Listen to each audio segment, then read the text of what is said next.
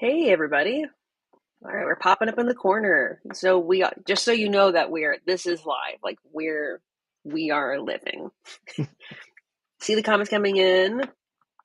Yep. Ooh, Alex is big now. Everybody say hi to Alex, and now I'm big, and I'm also being blinded by sunlight because it's just that time of year, so that may happen 5 or 6 more times. Um, See everybody popping in. Hello, Dennis. Hi, Alex. Hello, Newell. Kandaker. Hello. John, hopefully it's obvious now what we're doing is we threw up that title slide. So we can only hope. So Yeah. oh, hello from Wisconsin. All right, we're getting like a good spread of people here. Good afternoon. Okay, all right. Right. Well, as we distract ourselves for a couple more seconds while people sort of trickle in, I'm Samantha Potter. I help manage the install and commercial audio endeavors for Alan and Heath. And this is Alex. Alex, go ahead. Hi, I'm Alex Skinner. I do the product specialist role for Alan Heath for install specifically. You might also have spoken to me if you've contacted our support team, as I also do the product support for Pro Live. Yeah.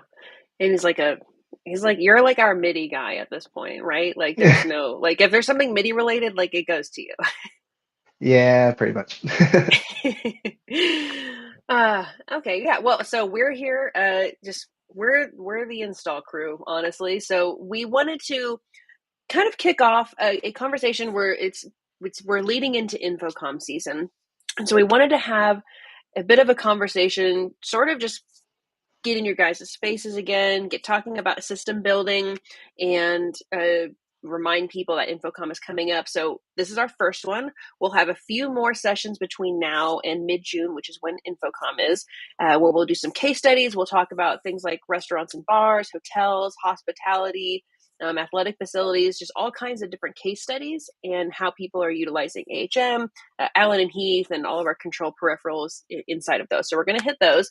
This is going to be our like fun little like technical topic because if any of you have met me or talked to me for more than 5 minutes, I sort of can't help it, but I get into the like more technical stuff. I can't help myself. It is what it is. And Alex is the same way. So that's why we're here. That's why we're kicking this off. We're really excited to kind of be live streaming again.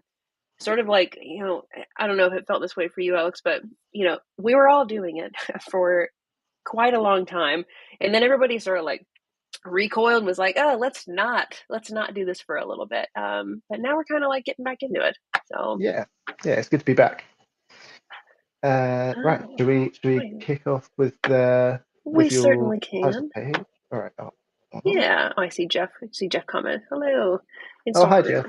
Yeah, install crew. I said that off the cuff, and now it's permanent. That's how things happen around here. Yeah, So, there we go. okay, all right.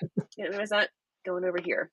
All right, so top 10 system building tips. We're going to go over 10 different ways that we can build systems that are more reliable, more efficient, that are just kind of a better quality. And like obviously, this is centered around AHM, but a lot of what we're talking about is even outside of just AHM. It's just good for the console stuff. It's good for if you're using system processors or engines or matrix processors of other flavors. Like a lot of these tools can go outside of that. So just keep that in mind as well. All right. So I like to like it. Let's not keep it too much of a like, secret here. This is what we're going to talk about, and we're going to step through each of them. But I'd also like to just take a second. I'm going to go back one slide, and just for the people that are tuning in who have just like stumbled upon this, what the heck is AHM? Just to say it for the crowd, AHM is Allen and Heath's take on system processing, matrix processing, system distribution. It's sort of like our little install or commercial audio engine.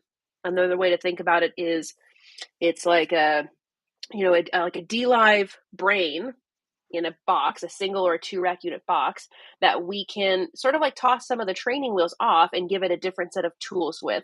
So some of the tools you'll see as we step through the software will feel very familiar if you've lived in the Allen and Heath world, but we also get lots of stuff that doesn't make any sense at all in console land, but it makes Mm. absolute sense when we're talking about installed or semi-permanent or system processing systems. So things like ambient noise compensation and other stuff, you'll see those. So yeah, AHM, I mean, you could consider it a lot of things. How do you normally reference it, Alex?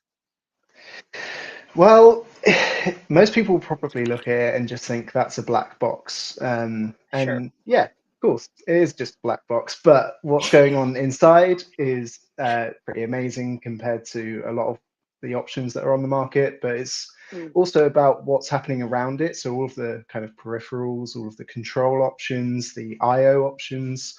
mhm. There's a lot to talk about, which is why Yeah. we're here. Yeah.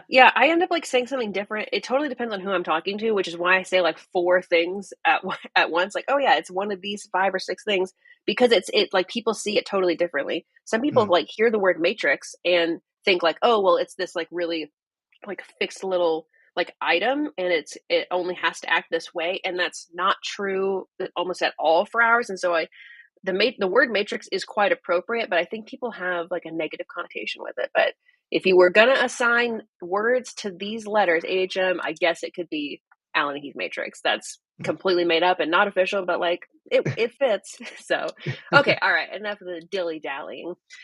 All right, so these top 10 system building tips. So we'll kind of just go through each one of them. As we noted, some of them are really specific to AHM, just some certain things like getting around the system, and other things are just darn good information for us to have. So, all right, first up, let's talk about gain staging. So, gain staging is something that if you're coming from the like console world or the production space, gain staging is like the first thing that we learn about. Like it is incredibly vital. It doesn't feel that way in when we're talking with like integrators or people who are coming from like the AVIT space. Gain staging can be quite like foreign, or it just doesn't feel like it's very important. So gain staging, as I've written, is just the maintenance of the signal level through each stage of its chain. In other words, it's like we're just trying to keep the audio level healthy along the way.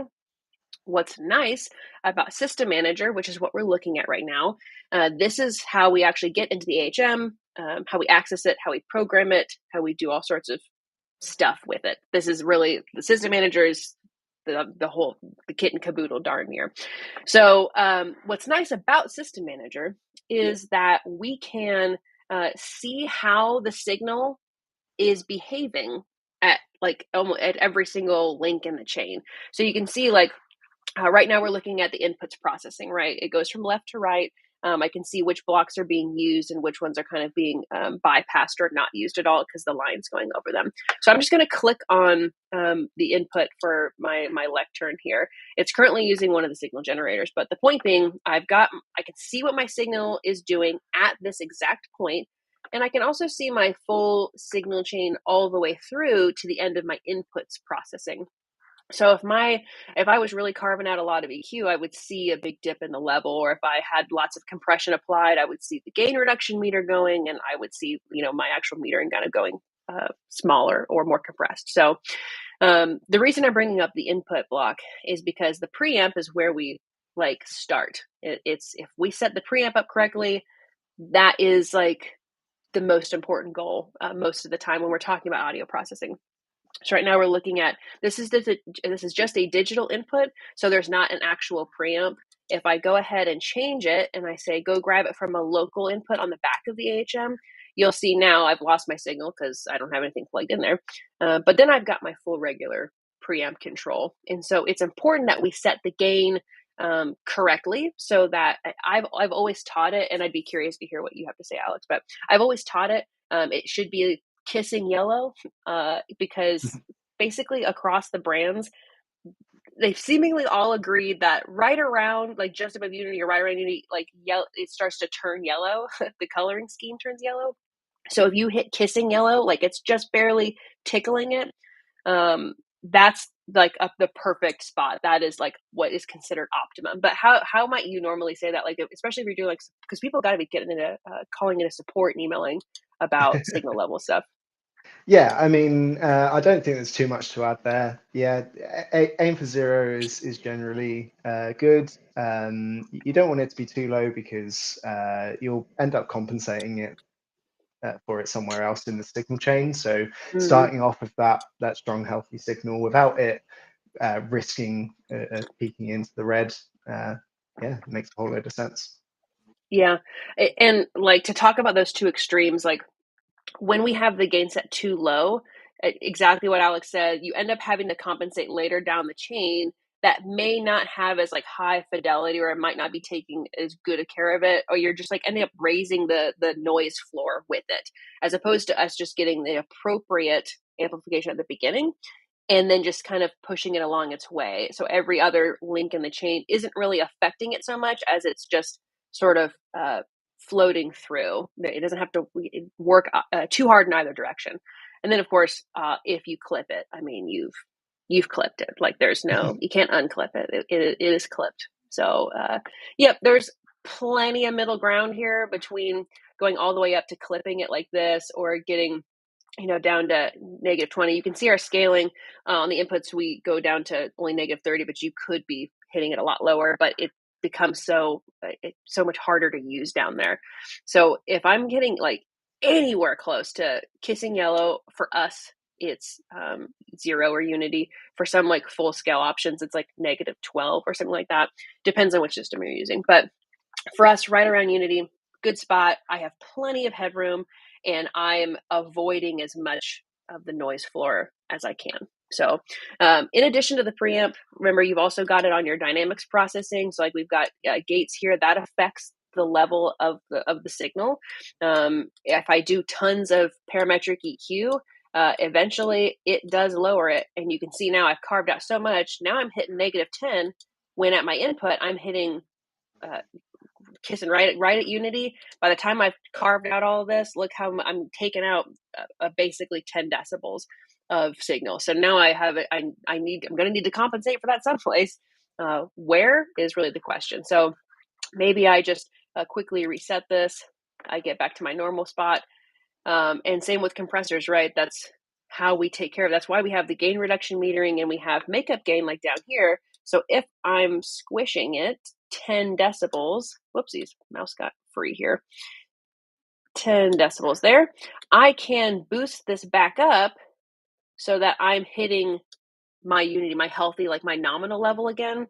And now it's just more controlled. It's more stable. It's less dynamic. So just keeping that in mind as well. So again, gain staging, like faders, that is a point where we can adjust the level of the signal. That matters. Even our cross points, which we're going to talk about a lot today, these are also changing how much of from this view, how much this input is going to these zones or these buses. Those are also points where I can affect the gain stage. So we have to keep track of everything from basically when it enters into the engine, the AHM in this case, all the way until it leaves the engine on its outputs. The whole time we have to take care of it. Really, gain staging is important. Like from literally like the transducer, so the microphone or the pickup or what have you, all the way to the other transducer, like the loudspeaker. That's the whole gain stage. But for our purposes, we're hanging out here. So keep that in mind. Gain staging is really important, and I have seen some wacky stuff over the years, just crazy things. But we're all trying our best, right? So, okay, keyboard shortcuts. I love these keyboard shortcuts. They're so They're sort of powerful. like yeah. I've talked enough. You take this one, and I'll just poke around as you talk.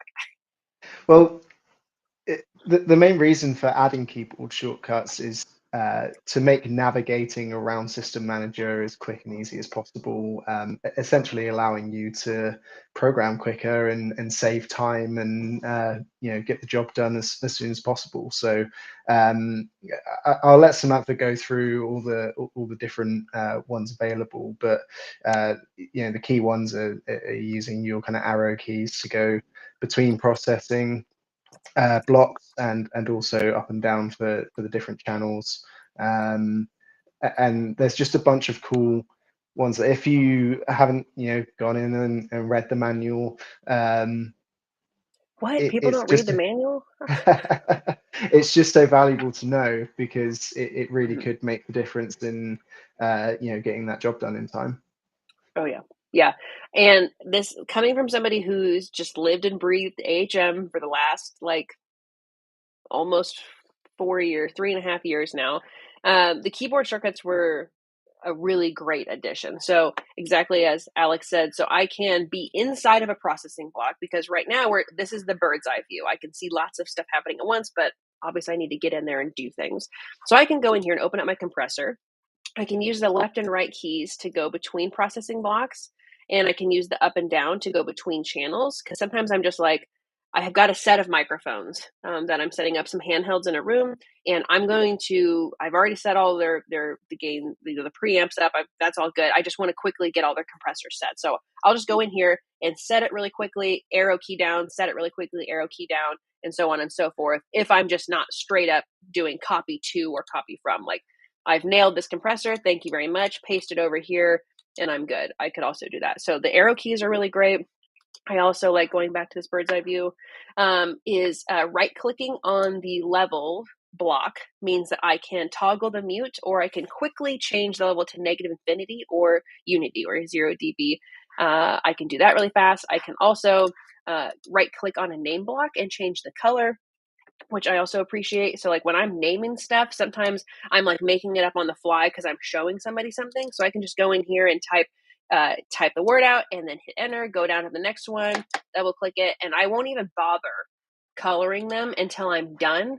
And then I typically color by either the sort of input it is or when I'm making like multiple venue spaces in a single config, I'll color them by what kind of space I'm building. So like this one is green is like a school or an office, and blue is like a ballroom, and I think white is like general shared inputs, things like that.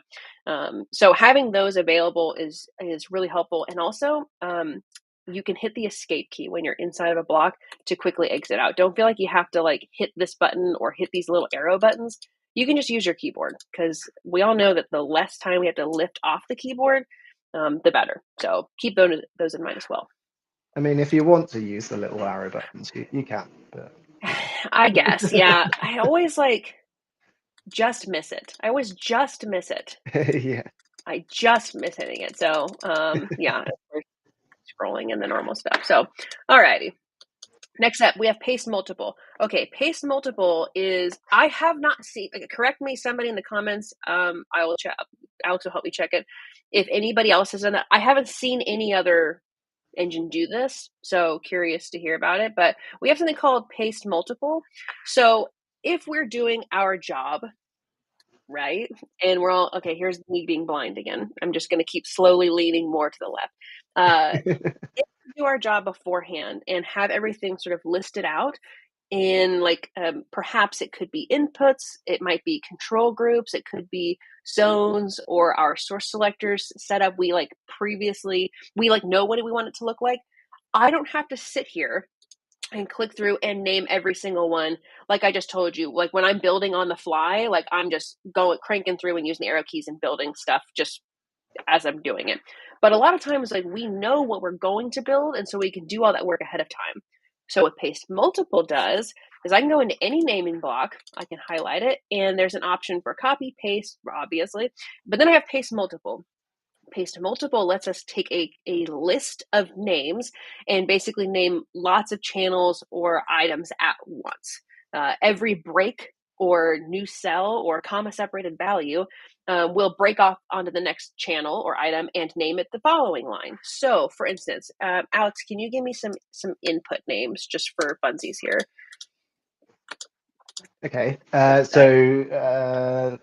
We can Let's do say mic we could, one for sure. yeah, we could do breakout rooms as well. I guess this is inputs though, isn't it? So Yeah, let's do uh, let's say mic two, and then I'm just aux gonna start input doing stuff. I'm go gonna do for, music. yeah. I'm gonna do music again because I'm gonna make it stereo, and then I might do computer, and then we'll do a wall input. Let's do wall 1, wall 2, and so on and so forth. So I can just copy this, Command C, go here, and just for the thrill of it, so you can see lectern, class, wall, it's a computer, phone, mic, etc., etc. So I'm going to go into the first one, and I'm going to hit paste multiple. And now starting at mic 1, I'll hit this. It's done mic 1, mic 2. I already had this as stereo, so it did that. It also took my compressor, and it took my my wall 2 input, because at 5.6 is stereo. It also ate that. But like, I can name essentially 64 channels at once. So I can do the full, if I have the big AHM engine, I could do all of these channels with 2 clicks. I can say, yep, this is all good. Like, it's going to bother me if I don't fix this, so just stick with me here. Wall 1, wall 2. Copy, back over here, paste multiple, thank you very much. And there we go. Where we go, wall 1, wall 2, comp music, mic 1, mic 2. It's just that easy. So again, if you're doing like inputs, if you're doing zones, you can do it that way. You can also do your control groups that way. And you can do your selectors this way. So if you have lots of items in your selectors, or you know what they want to say, like what they should say, or what they should look like, you already read it out. You just copy and paste it. Don't worry about doing it a bunch of times. Easy peasy. So It's yeah, about if being anybody else prepared is for the doing that, job. say that again. It's about being prepared for the job. If you've got all of this prep work in place, when it comes to Mm, actually programming it, it's easy, it's quick. yeah. Yeah, That's how I try to do it. It doesn't always work out that way, but hey. we can dream. I've seen some recently. I worked with a gentleman who had the most beautiful preparation, like the prep documents I have ever seen. I so much so that I asked him to send it to me so that I could keep it and share it with other people. It was a beautiful spreadsheet. It was a beautiful spreadsheet. So, okay, all right, let me stay on track here. All right, crosspoint faders and mutes. We talked about this a little bit. Alex, what the heck is a crosspoint fader and a mute? Wow. Yeah, Right. well, it is not as scary as it sounds. Mm, If you're used to other matrix systems, you might see it as the line that connects different blocks together. mm, It's essentially the matrix part of this unit. mm, It's what makes AHM so flexible, and it also adds that extra level control and mute control whilst interfacing between inputs or zones and zones and mm. zones. Um, it's really where all the power is. Yeah. Yeah. And that's what I think like catches some people up sometimes when they're moving from like an open architecture system to AHM, or like an old fixed architecture system on AHM. They're like, okay, well, what's a cross point? Or they think that they've like patched it, so they've got inputs coming in and they've got their outputs patched. So like, what's going on? The cross points are really how we're routing audio inside of the engine. So with crosspoints, it's we're looking at it right now from the input side. We're on the inputs tab. We're looking at the input processing chain, and then it ends with a crosspoint. So this is my input, and all of the zones or buses, depending on how you like to think of things, all of the zones that it's going to. I can reverse this, or I can inverse this actually, and click on just one of these blocks. I can go look at my classroom one. Now I'm under my zones tab, which, little hint, that's another shortcut for you. I'm under my zones tab, and I'm looking at my classroom chain now. But I'm looking at the same block, but I'm seeing it from a different perspective. So back on mic 1, I'm seeing my input and everywhere that it's going. If I go to see now my zones view of it, I'm seeing the destination and everybody who's coming along. So now I'm seeing here, I've got my classroom set up. Who's getting sent to the classroom? Oh, mic 1, mic 2, my music, and my computer feed are all coming in here. That's great to know. I can also hit edit routing and change it from either of these blocks. So I can actually do, to Alex's point, like what makes AHM also so powerful and quite popular in some of the systems processing world and systems engineering world, is that I can do zone to zone processing. So I can do lots and lots of chain like bus processing as well. So I could also toss in a couple of buses here as well. Maybe we'll toss that one in and it even labels it for us. So we've got that. I can also, and this is all preference to really show you the speedy system building part. I can also quickly right click on any fader and set the quickly to like negative infinity or unity if I can't be bothered to click and drag it, or I don't feel like typing it in. You can always just right click on the fader someplace and activate it that way. The real thing I wanted to show you was going over into this assign page. So under assign, this is where we have the patch bay. This is where we do all the actual patching in and out of the engine. Then when we talk about cross points, which is what we're doing right now, this is the fun part. So I can very quickly like patch channels to go to specific zones or zones to other zones. We'll just stick with inputs to zones for simplicity right now. So I can go in here and I can click through and I can quickly patch stuff. So which mics should go to which zones, etc. I can also hit shift drag for line assignments to quickly do those. I can unassign them. And I can hit shift command, or I could just do a big old block, which is just so fast. It's so fast. But then there's more. I can hit the show fader mute button, and this is so helpful, especially if it's like troubleshooting or I'm like quickly testing something. Hitting the show fader mute button now shows me not only where things are routed, so which inputs are going to which zones, but I can also see if their mutes are toggled and what level they're being sent there at. So you can see all of these lines right here. They're different sort of heights. The white is a different height. If it's dark gray, it's all the way down. And I can just right click on it, quickly set it to negative infinity or unity, or toggle the mute. So I can really quickly, like if I want to just patch mic 1 into all of these places really quickly, I can just hit that, patched them, routed them, and then I'm going to quickly set them to unity. And I've just done so much routing. And oops, that should be muted right now. So let's mute that. And up there, let me toggle that mute. Why aren't we hearing the computer in the overflow room? Oh, it's because somebody accidentally muted this. So whoops, unmute that. It's such a fast way. And I can even zoom way out and I can see my entire system if I want to very easily. I Jeff has love made it. a really good point that you could do Oh, yeah. some pixel art with this. I absolutely could, and I have not done it yet, and now I'm going to have to. Ooh, Yeah. art challenge. New task unlocked. Yeah. So again, those crosspoint faders, like the mutes and stuff, just being able to go to this page and really quickly set your system up. I mean, already with AHM, okay, I can lean more this way now. Almost. With AHM, we can build like systems in like a tenth of the time that we can in open architecture systems because we have certain things already set up. And then we just keep developing more stuff that lends to that fact where it's like, yeah, you should be able to get a system up and running and hearing audio in so little time that it's just taking a lot of the like basic decisions that you have to do every single time and just saying, we know you're doing this every time, so just here you go. Now you can get creative and build the sort of unique things about the project or the bespoke things. You can just get into that part and not have to worry about the like, oh, I got to set this up and I got to do this and that. Like, we cut out some of the I think as superfluous or extra stuff. I think as well the fact that all of this is on the fly. Yeah. You're changing things in real time, connected to your Yeah. unit. There's no kind of disruption to audio whilst you're changing stuff. It's visible. It's in front of you. It's really fast, but it's Yeah. also in real time.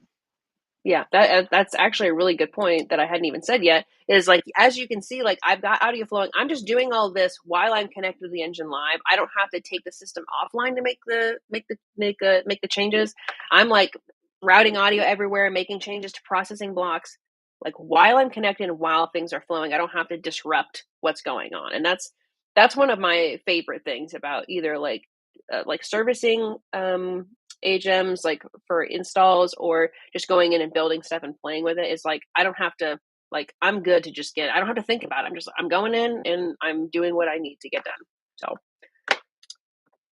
okay. Do we have any questions or anything that's popped up that I should address before I hop on to room combining? Well, let me just have a quick look. Take a We've got sip of my one coffee. from Andre. Do a quick, just gonna do a quick proofread before we. Yeah, you're good. Oh, this is quite cool. Let's show this one. So he's asking about how you would connect an SQ5, for example, to an AHM16. And it's a really cool use case where AHM can be used as your system processor, uh, Yeah. especially in a live venue or in a multi-use venue, where you need some audio sometimes, or at Hmm. all times, I guess. But Yeah. sometimes you do need more inputs, and your live console needs to be there as well. Hmm.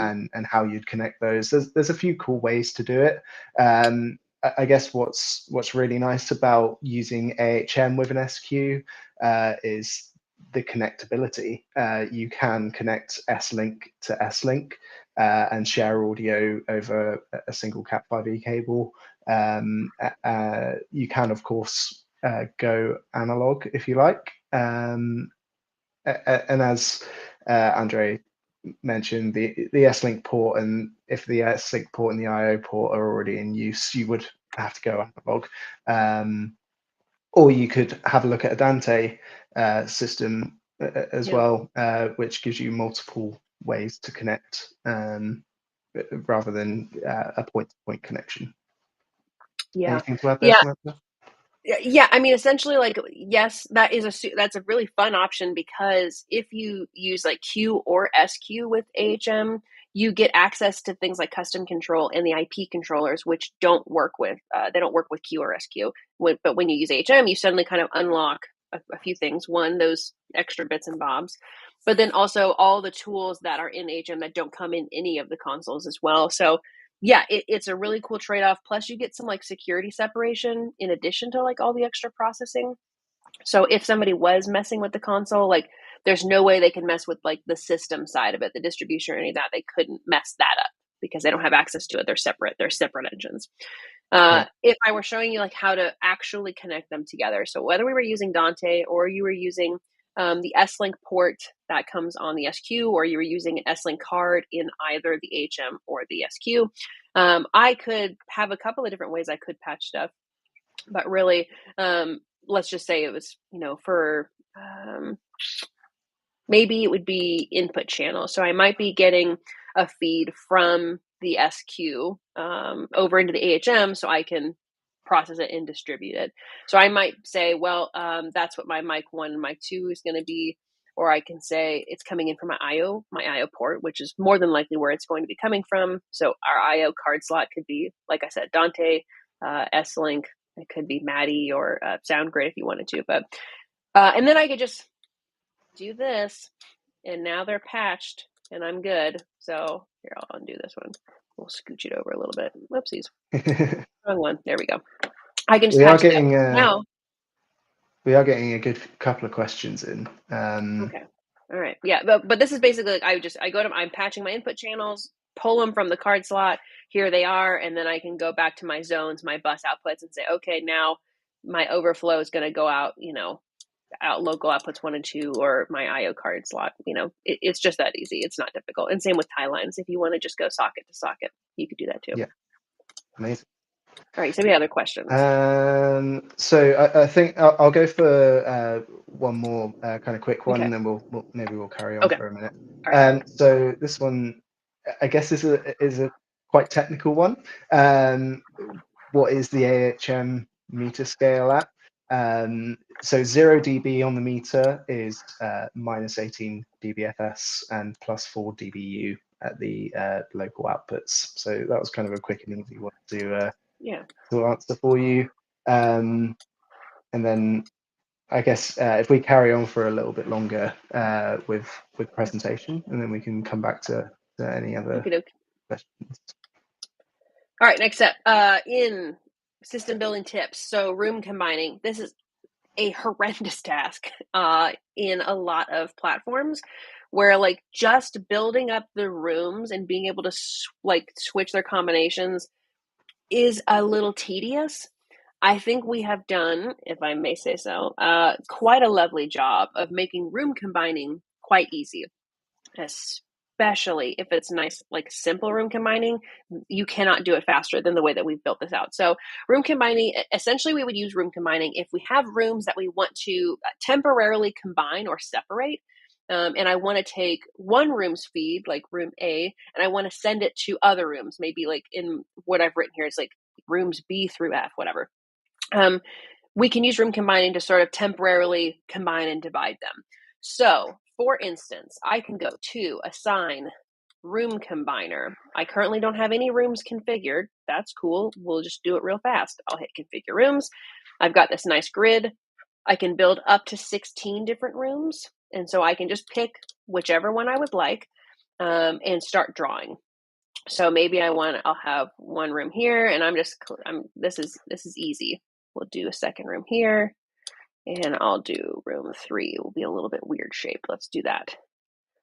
I could center it, I could clear it, and on the grid if I wanted to, and then I will assign zones to it. So I've built 3 rooms, and now I need to assign them to a specific zone. So maybe we'll do ballroom A, ballroom B, and room 3 will be the mezzanine. Sure. I'll hit OK. Now we're good. Now I've built the rooms, I've assigned them where they need to go, and automatically, whenever I hit any of these combination buttons, I'm blind, any of these combination buttons, it suddenly takes on the combination itself. So the way that it combines is that the room with the lowest number in the combination is the primary room. It's what's feeding everything else. So you'll see if I combine rooms 1 and 3, 3 is taking on 1. It even gets colored the same. So we know 3 is basically like absorbing, is being sent. Whatever's happening in 1, 3 is getting now.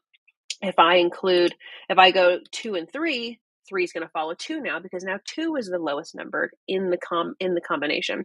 If I do 1, 2, and 3, everybody's following 1 because it's the littlest number. So it's that simple. And what's nice about this, beyond just like literally just building this and like it being good to go. And before I hop over, let me show you this. When I combine rooms, I'll show you what it looks like in the channels processing. So right now, 1 and 3 are combined. 3 is taking whatever's happening in 1. I'll go to my channels and my zones, and you'll see here my mezzanine one, my crosspoint block is a little grayed out. It's a little bit darker. And when I click on it, it gives me a warning to say, hey, this is currently room combined and audio is coming from zone 7, which is the 2 above that. So I'll use my arrow keys. Bop, bop. This is what's actually like leading. This is room 1, right? And so this is actually feeding. So anything that's coming out of the master fader for this zone and this room, it's going to be fed over, click, click, over into this one, because we have combined these rooms together. As soon as they become separated, I'll hop back over here.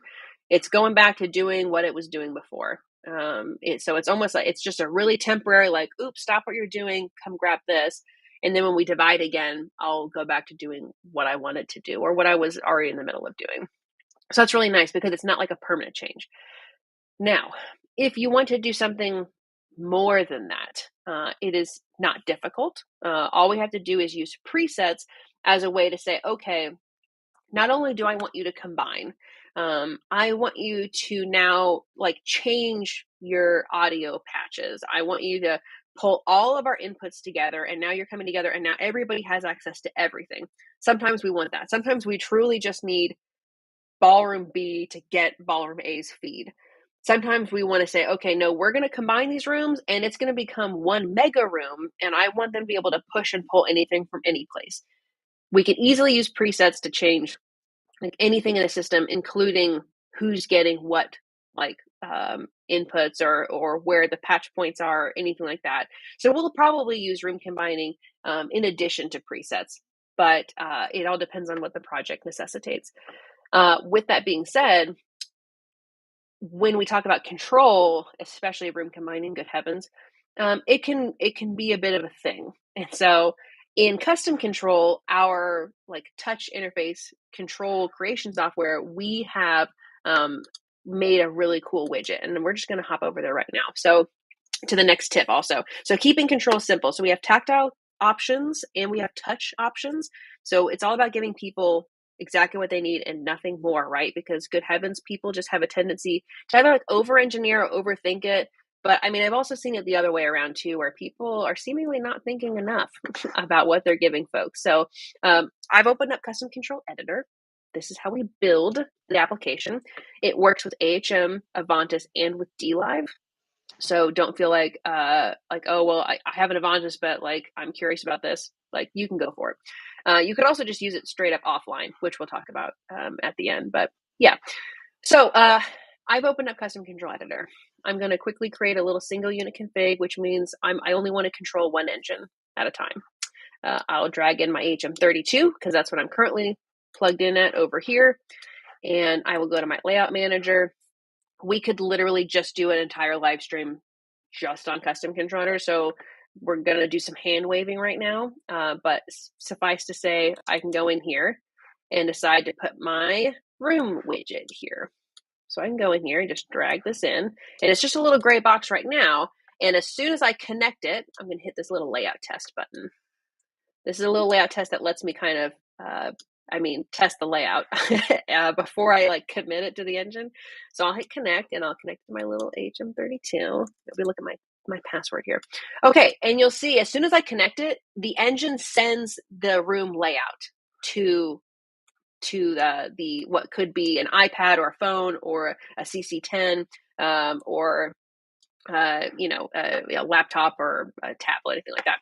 And I love showing this live. So I'm just going to go in here and I'm going to start making a change. So like now I'm going to add room 4 and it's going to look like that. I'm going to give room 4 an assignment. Now this is the staff room. I'm going to hit okay. And like, if you blink, you're going to miss it. I hit okay and it is immediately updated. I do not have to rebuild this control every time I have to make an adjustment or anytime I need to like do the initial build for it. All I have to do is, if I'm using custom controls, drag in the rooms widget and like we're done. And I can go in here and I can color coordinate it because maybe you don't like these wonderful bold colors.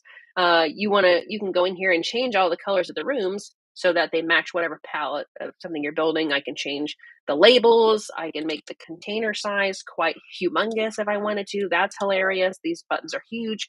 Sometimes I don't want to give them the buttons at all. I just want them to be able to see that the rooms are combined or are not, and they don't get the option to click on it and combine them. I've got those choices, but just knowing it's so I just clicking and creating rooms is incredibly fast, and then putting it into our touch interface is also incredibly fast. It is so little work that you should be able to build this and make changes. I mean, in very little time. Granted, I'm living and breathing in this, so I'm quite quick. But even for somebody just poking around, it's like, oh yeah, no, this I get this. I think it'd be cool to show how you would combine what we would call non-party walls as well. Can you show them that? Mm-hmm. Yeah. So you could in System Manager just do these party walls or do the non-party walls. Where's 2 and 4? There we go. Non-party walls. 2 and 4 are non-party walls because they're not touching. So I can connect them there. But more than likely, you're not going to be in here. You're going to be over here. So what we can do is I can just drag in a little button here and I can change the function to be a room combiner. And I can say, yep, now you're going to be 2 and you're going to be 4. And then that's it. So if I go over here and I go, yay, now 2 and 4 are combining and dividing at will. So that's easy, done. I do that for like overflow rooms all of the time.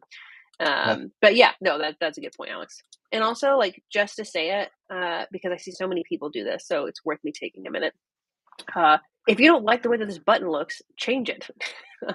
You can just go to your resource manager. You can either upload your own, or more likely, you can just import one of our resource packs. We have 7 resource packs with a bunch of icons that people typically use, and 5 themes of stuff. I'm a big fan of 3 and 4. So I'll just import 3. You could do all of them if you wanted. And now I have all these assets that I could go back over here and say, I don't like that button. I want a different button. Now look at all this that I have available to me. So let's do, let's see, a button off 4, and let's do button on 4. Boom, done. Now this button is combining the rooms, and it looks totally different in a style that I want. So don't forget that's there. And as you saw, programming the button was dragging it in and then choosing the function, and then I was done. So keeping control is easy and simple, let alone if we're talking about like IP controllers as well, which for time's sake, I'm going to gloss over, but we may hit at the end when we talk about Yeah. offline stuff. Well, So, Cookie AK actually asked yeah, a question, kind of along a similar vein. How can you hide certain features from a user? And really, custom control is the answer to that. yeah, It's don't give it to your them. own, yeah, it's your own customized interface. You can Yeah, pick and choose whatever you like for your users, yeah. and you can make it really clear, really simple, and really customizable. So Hmm. that is the answer to that question. Yeah, with custom control and IP controllers, it's not about like curtailing what they do have access to. It's about like just never giving it to them in the first place. So instead of filtering things out, I'm scoping it out and saying, yeah, I'm not going to give you a button that turns the system off because you don't need that button. So I'm literally not going to program it. It's just like I just don't do it. Same with IP controllers. If I don't want you to have level control over a zone, I'm just not going to give it to you. It's not like I have to say, oh, exclude this zone. I don't want to give that to them. It's like, no, you just straight up don't give it to them. Yeah. So, okay. All right. Limiters. This will be a quick one. Oh my goodness. Here we go. I scrolled a little bit and got excited. So limiters, uh, especially integrators, you guys are familiar with limiters. We have them. There's a lot of them. It all depends on where you want to put them. But especially when we're talking about system building, it's really important to protect our equipment, namely loudspeakers and amplifiers. Certainly have their own sets of limiters, but you may find that you like ours more. So I can go into any compressor block, which are available on inputs and zones, and just straight up change the ratio. I believe it's if it's above 10, it's technically considered a limiter, but you can go all the way up to like, I mean, I can make the compressor into a limiter. Basically, I could set it to peak and say, there is no way you are getting above this level ever. I will not, you shall not pass. And you can even see it doing all the gain reduction on the histogram here, but I can turn any compressor into a limiter. But then we also have limiters on the last block, the like output block of a zone. So I have my limiters here. I have a full range limiter. If I'm not using any speaker processing that I can apply here, I can turn this on and say, yep. And you can see this scaling is really, really blown out, blown in. It's a much smaller scale so that we can see a lot better. So I can get in here and make sure like there's no way I'm letting you get above, 10. And you can see even let me just type it in. Let me stop harassing myself here. There we go. 10. You will not get above 10. And I can even have a little quick adjustment of the uh, uh, level of the zone as well. So I can go in here, or if I am using speaker processing, I can go in here and I have a per band limiter that I can play with as well. So if I happen to be using multiple ways, or I just did this band pass sort of filtering, I can go in here and decide, yeah, uh, maybe for like my subs, I need to do something like a different amount of limit than my tops, for instance, or my array. But just knowing that they're there, use them. Don't be afraid to, and protect your equipment. That it is, it's important. So, Just whilst okay, we're touching on yeah. speaker processing, someone's got a Mm-hmm. question about having a control of both your full range output and a sub output, being able to control them both at the same time.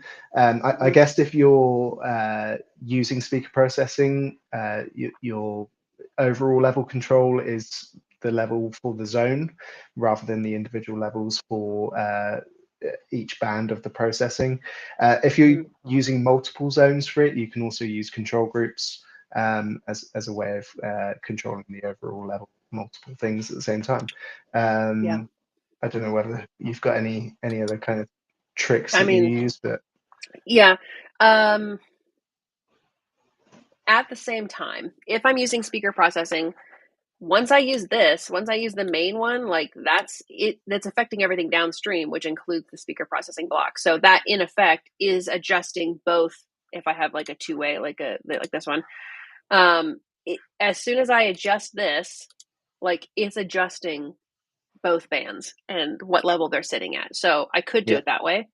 Or, as you said, Alex, if I'm using multiple zones, like doing like zone to zone processing, where I've got one zone is the tops and I have another zone that I'm using for subs, then I'll use a control group and just like have both of those main level controls for those two zones in a control group. So then I can just have one fader or one rotary or whatever that's Yeah. controlling them. So Right. either's fine. All right, offline building. We've talked about this a little bit. So, and for clarity, for time's sake, I'm trying really hard not to keep us here over an hour, but yeah, we'll see. Offline building. So, everything we've seen so far is me just like live. I'm in the engine, hanging out, doing stuff. But what's fun is that I can be totally offline. So I can go and disconnect from my AHM, and I can open up virtual versions of a 64, 32, or 16. System Manager remembers like each of those engines. So if you start a build in an offline AHM64, I can log into the offline HM64 at a later time, and it'll still remember what I was last doing. So it's not like every time I connect an offline one, it's a fresh thing. It actually remembers what I've been working on. So sometimes I'll do test stuff. Like I'm doing a test build, or I'm trying to like show somebody a certain feature, or I'm trying to do a build out where I'll just run an offline version of it and then continue. Like you'll see there's lots of stuff from a fitness studio in here.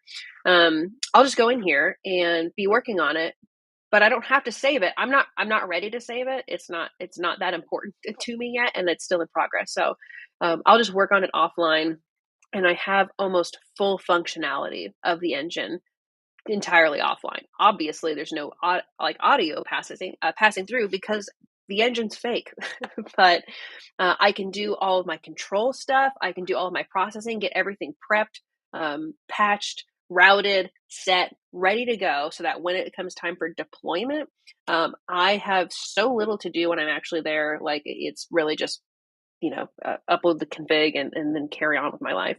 But particularly because we were talking about the controllers earlier, I'm going to hop over there. So configure controllers.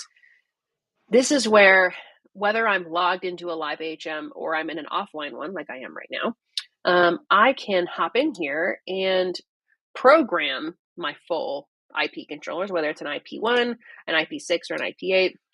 I can go in here and open up simulations of it. So I'll just put that right there. And I don't know what to put in here. Let's do a couple of inputs. And you'll see as I'm building it, they'll actually populate in the simulation. So we'll do input level again, input 2. Let's do input yoga. And I'm going to, maybe I want to turn off audio taper. So I'm going to make it so they can't go all the way up. They can't go all the way down. And then I'm going to do a zone. Let's do a zone level and maybe a control group level. Yay. You'll see here on the simulation, they populate and they actually function. So if I go back to my channels and I'm looking at my inputs, so let's just click on the level block here so you can see the fader nice and big. As I'm playing with this, I can watch it actually change in my virtual engine. So there's no guessing or wondering if I've programmed this correctly. I've built it, tested it, confirmed it, and then when I get to the site, there's like 10 less things I have to actually do. Like I'm good to go. It's all sort of like inside of System Manager, so I don't have to worry about it. These offline the offline builds are really valuable, and sometimes I'm connected to an AHM engine most of the time, and a lot of times I'm still in offline mode, just because it's just I don't always need to be connected to the engine live, and it's just darn convenient. So we'll go back online here. I can do the same thing with my actual engine too, going to controllers and we'll go to my IP8s, and if they are connected to an actual one, I can watch it. Like it'll change if I'm using the IP8. If I'm using the IP8 that has motorized faders, it will move them live. Or if I'm connecting remotely, like over a WAN, I can control their physical IP controllers from Timbuktu or wherever I'm at. So these simulations, in addition to the offline building. Really valuable tools and super helpful when I'm building out a system and seeing if it's capable of doing something or I'm experimenting. Offline building's where it's at. So, Brilliant. all right, 2 more and then I'm done. Okay, first one, duckers. People ask about these a lot. There are several places you can get them. We use a ducker when we want to compress or squash part of a signal when another signal starts to go. So the places that mostly need it are what I would consider these priority inputs, where they're having an announcement or a page or something like that, where they need to, like, for instance, on this classroom, whenever the evac system goes off, I need it to duck everything that's going on in this classroom to make room for the evac announcement. Or secondary to that, if somebody starts a page, duck or compress everything that's going out of the zone and make space for the paging mic. That is really important. This is typically what people ask for, is priority inputs. So that's what they're called. These are duckers. Essentially, if I go configure my evac 1, you can see how this is going to work or squash it. I could also exit out here, go to my inputs, and go to my gate block on any input, and I could go into ducker mode and pick how I would like that to actually begin to be ducked. So it all, I could just go pick, red mic or something like that. I could totally decide I want to squish this mic when this other mic goes active, for things like chair mics or MCs, things like that, where I don't necessarily want them to duck the whole zone, but I do want maybe the 3 tertiary mics to be squished when mic number 1 goes. So it's kind of like a way to almost kind of like automatic mic mixing if you didn't want to use this or were already using it. In addition to that, like another layer on it. So there's that. And then finally, third-party control. And then we'll get to questions. Third-party control, again, could just spend an hour talking about this. We can use other gear to control AHM. And so the second one, so use other gear to control the AHM. So things like other control panels or other control devices or other processing engines, whatever. And what you need is the TCP control document that we've written, and Alex has done quite a bit of lifting on the Allen Heath downloads on the website. You go down there, like, that's the full documentation. If you need anything else, like, that's where it's at. So as long as your other piece of gear can send hex commands or MIDI, however you like to think about it, over TCP/IP, then yes, it can work with AHM. It can control AHM. That TCP/IP part is important. Otherwise, you're going to need a little device in the middle to do the translation. So it may be able to do, serial, like RS-232, and it may need to convert it to like IP stuff, so it can send it over the network, over the AHM. But it's really that simple. The control document is on the website. It's lovely. And Alex is working on a really fun Excel sheet also to make it even simpler. And then reverse it. Can the AHM control other gear? The answer is usually yeah, probably. But you have to get the other piece of gear's API, which stands for Application Programming Interface, and that's really a very generic term that we're using to just say their control document.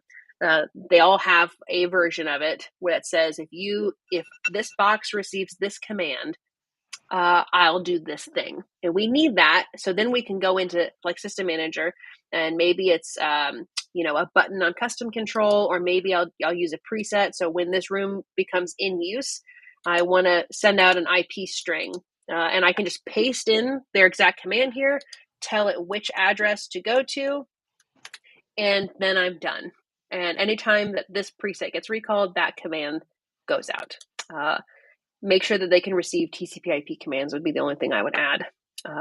If they can't, again, the thing is you'll need something in the middle, like a global cache unit, to do the conversion to something older, like serial or infrared, something like that. So the answer is usually yeah, probably, but it depends on their API. Well, someone did Okay, ask. I think we've only really got one question, I think, sweet. left to answer, and that's one from LinkedIn.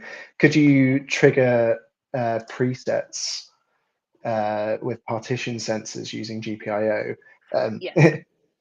Essentially, yeah, everything that Samantha just said is quite Yes. applicable to GPIO as well. Um, uh, GPIO, there's onboard GPIO on the back of each unit, but you can also Mhm. expand it um, in the Yeah. same way that you can add an IP1 or IP8. Mhm. You can add a GPIO controller. Yeah. So yeah, the possibilities are endless.